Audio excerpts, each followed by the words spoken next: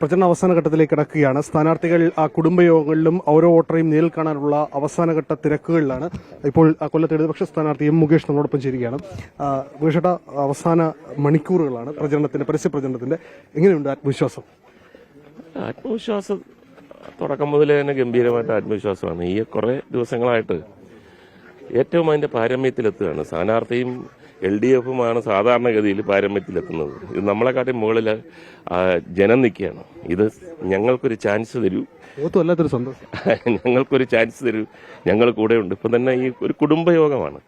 സാധാരണഗതിയിൽ നമുക്കറിയാം, ഒരു കുടുംബയോഗം കഴിയുമ്പോൾ എന്നാ പൊക്കട്ടെ, ഓ ശരി, ഇരുന്നിട്ട് പോന്നു, പിരിയുന്നു.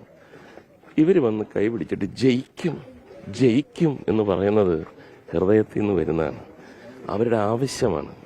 LDF ഇപ്പം ഞാൻ ജയിക്കണമെന്നല്ല, LDF ജയിക്കണം.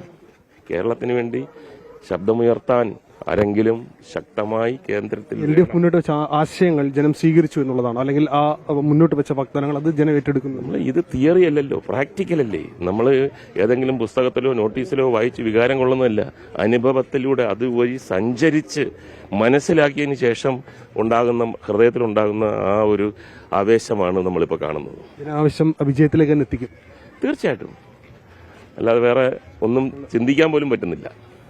Thank you.